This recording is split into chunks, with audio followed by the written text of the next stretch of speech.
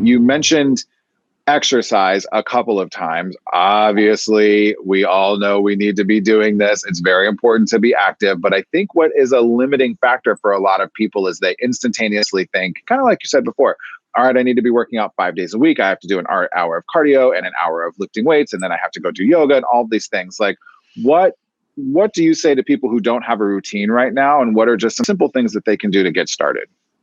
Yeah, it can be hard for a lot of people, right? And I think that even probably for us, I'm assuming that you are pretty active. I am too, but there probably have been times in your life where you weren't, and you think to yourself, what did it take for me to kind of get into this habit? And I'm going to go back to that financial thing again.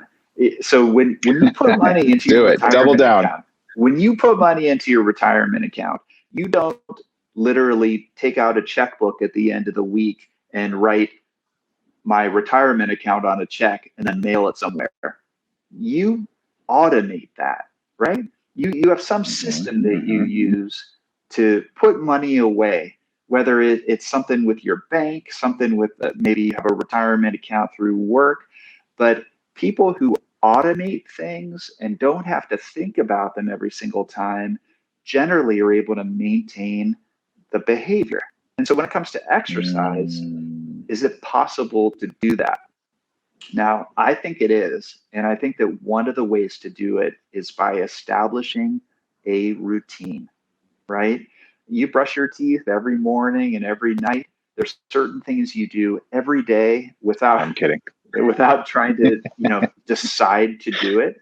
It's because you just set your life up in a way that you can automate it.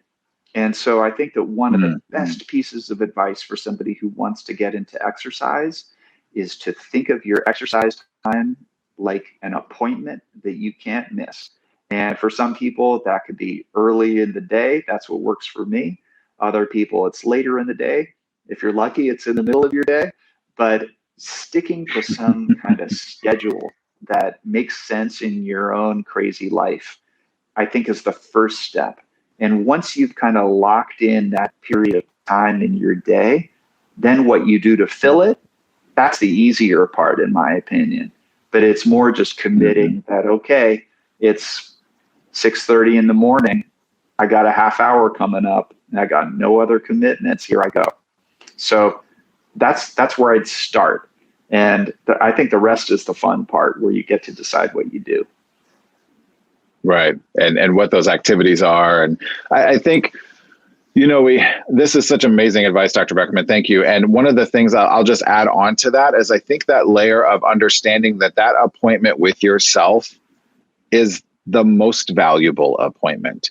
We all spend so much time running around. Well, all right, I got to get up early because I got to help the kids finish their homework because they didn't finish and they have a science fair project today. Or, I forgot to send that last email from work, or there's, whatever.